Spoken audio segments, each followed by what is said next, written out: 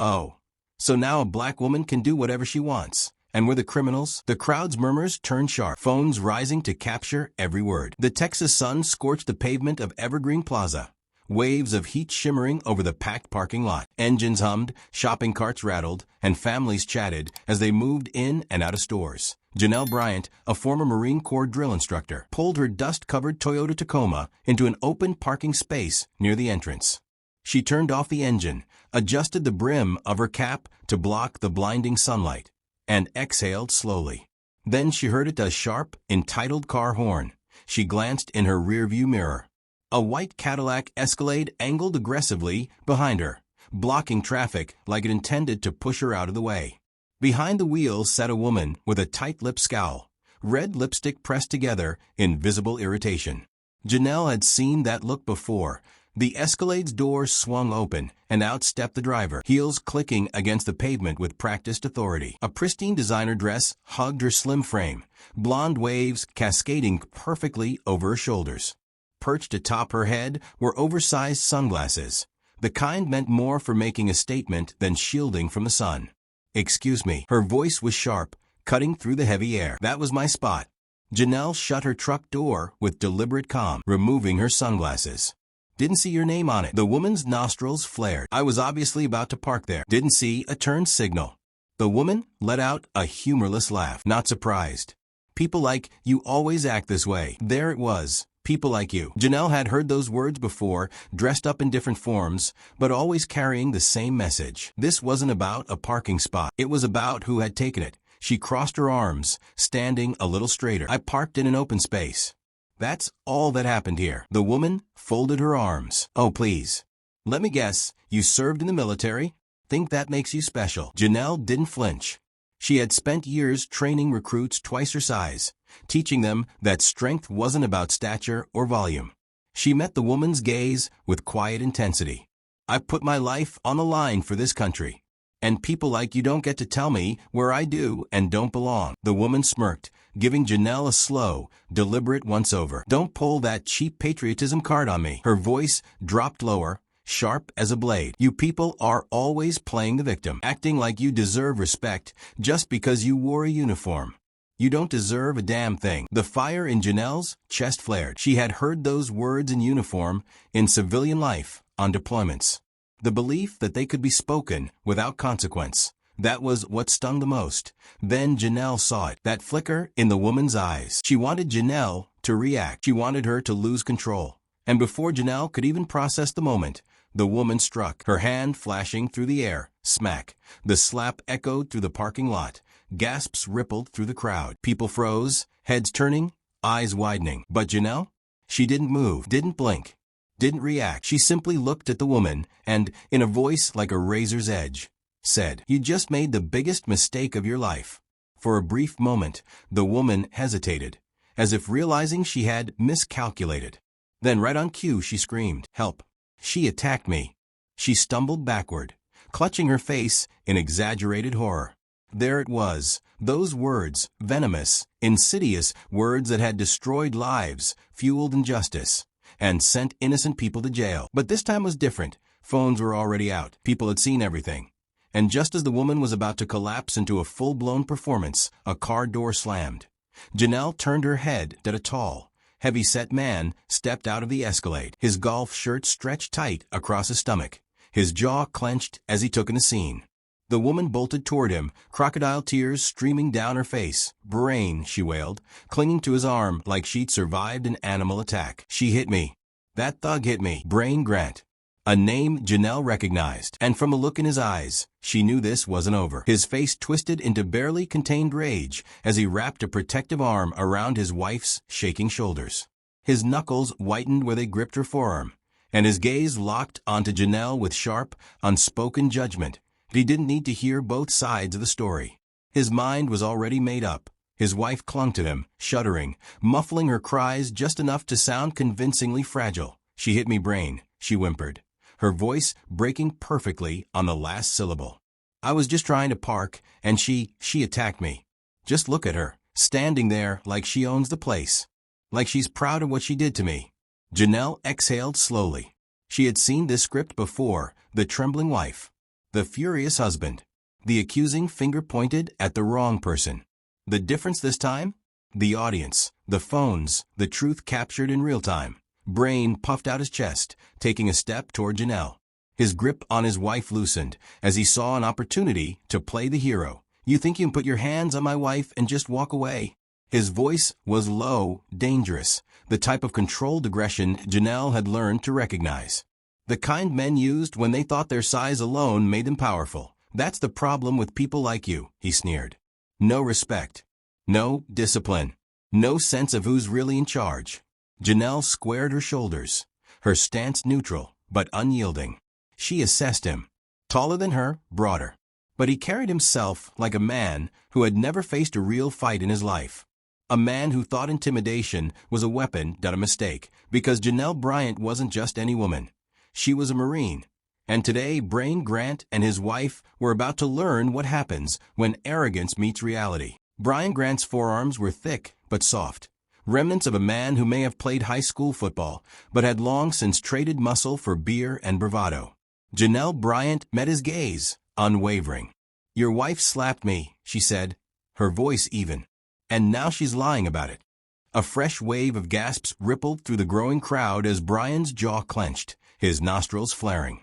The woman in his arms let out another pitiful sob, shaking her head violently against his chest, as if the very accusation was unbearable. She's lying, she choked out. She hurt me, Brian, I swear. Don't let her get away with this. That was all Brian needed. His hand flexed into a fist, and Janelle saw it before he even moved. The telltale shift in his weight, the tightening of his shoulders, the subtle repositioning of his stance. He was going to swing, and he thought it would be easy till he lunged forward, throwing a wild, reckless punch aimed straight for Janelle's face. She stepped sideways in a smooth, practiced motion, her body moving with the efficiency of someone who had dodged real danger before, not just bar fights and parking lot scuffles. Brian's fist hit nothing but air, the force of his own momentum sending him stumbling forward. He barely had time to recover before Janelle countered, shifting her weight and catching his wrist in an iron grip, twisting just enough to send a shock of pain up his arm, but not enough to break anything. That a sharp yelp burst from his lips as he jerked against her hold. But Janelle simply held him there, immovable, unshaken.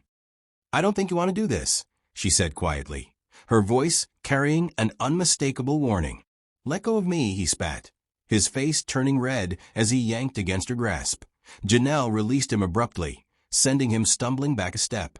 He caught himself, seething, his chest rising and falling rapidly with rage and humiliation. His wife still clung to his arm, her gaze darting around frantically as she realized the murmurs in the crowd weren't in their favor. More than a few people were shaking their heads. Some were laughing. Others simply watched, their phones still recording, waiting to see what would happen next. And then, as if on cue, the distant wail of sirens cut through the thick tension in the air. The woman paled instantly. Brian, she whispered, tugging at his sleeve. We should go. But Brian was too far gone. His pride was too bruised, his anger too consuming.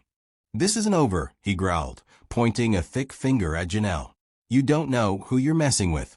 Janelle let out a slow breath, rolling her shoulders back, the last remnants of adrenaline settling into something cool and controlled. I know exactly who I'm dealing with, she replied. The question is, do you? The flashing red and blue lights cast long streaks of color across Evergreen Plaza's parking lot as two police cruisers rolled in.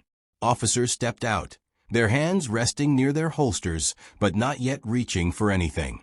One of them, a tall, weathered man with a salt and pepper mustache, took the scene with sharp, assessing eyes. He spotted Brian first, the red face, the clenched fists, the twitching aggression. Then the trembling woman at his side, still playing the victim role as convincingly as she could manage. Finally, his gaze landed on Janelle. She stood tall, calm, composed, and most importantly, untouched. A stark contrast to the chaos in front of her. What's going on here? The officer asked, his voice firm. She attacked me. The woman burst into fresh sobs, pointing a shaking hand at Janelle. She hit me first, then she went after my husband. We were just trying to park, and she went crazy. The officer barely reacted, his expression unreadable, as he turned his attention to the crowd. Anyone see what happened? A moment of silence stretched over the lot. Then, one by one, hands started going up. I saw it. A young woman in yoga pants and a ponytail said, holding up her phone.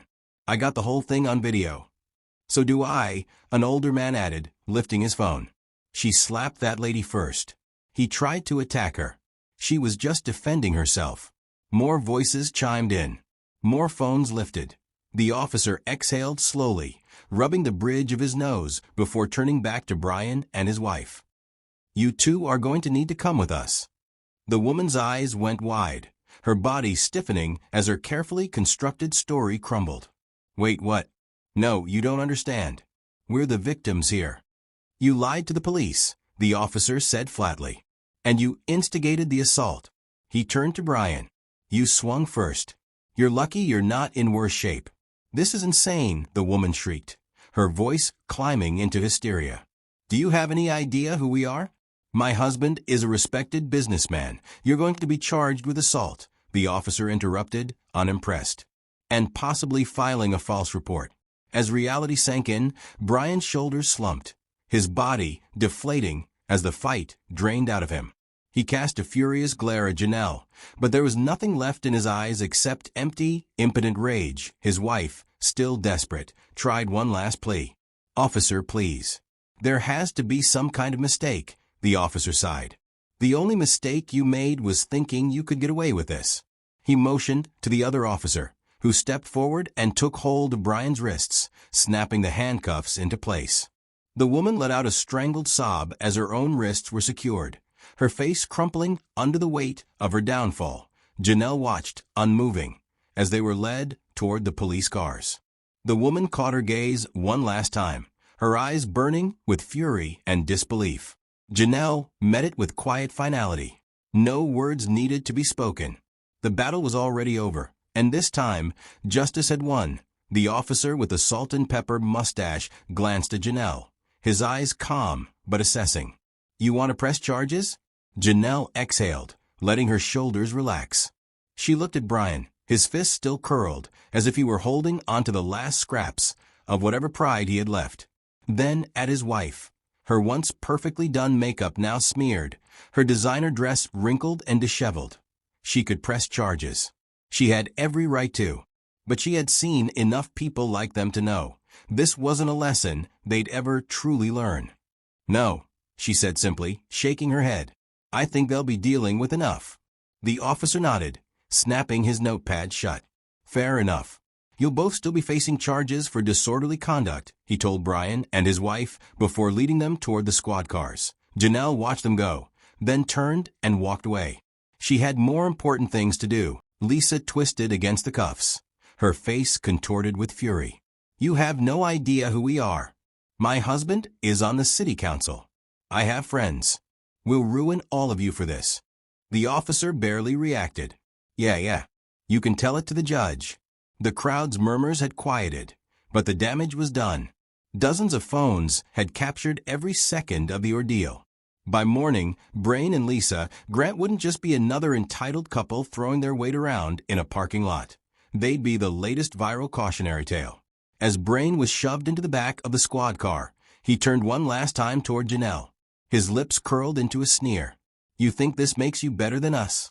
Janelle didn't answer. She didn't need to. The car doors slammed shut. The officers exchanged a few final words with the bystanders before dispersing, leaving behind an eerie stillness in the lot. The chaos had passed, but its echoes remained. Janelle stood there for a moment, taking a deep breath as the warmth of the sun settled on her skin. Lisa's muffled protests still came from inside the police car, but they were distant now, unimportant. Justice had already been served. As she walked back to her truck, a few people nodded at her in quiet approval. Some murmured words of thanks, others simply watched, still processing what had happened. One woman, balancing a toddler on her hip, hesitated before stepping forward. Thank you, she said softly, for keeping your cool. I don't know if I could have. Janelle met her gaze, giving a small nod. Some battles aren't worth fighting, she said simply. And some fight themselves. She climbed into her truck, the door shutting with a solid thud. As the engine roared to life, she glanced in the rearview mirror one last time. The police cars were pulling out, taking Brain and Lisa Grant away from the scene of their own self-destruction. She knew this wouldn't be the last time she saw something like this. It had happened before, and it would happen again. But today, at least, the right people had been held accountable. And that, she decided, was enough. Janelle pulled out of the lot, merging into the steady flow of traffic, leaving the chaos behind her. The sun hung heavy in the Ridgeway sky, casting long golden shadows across the pavement as another day pressed forward.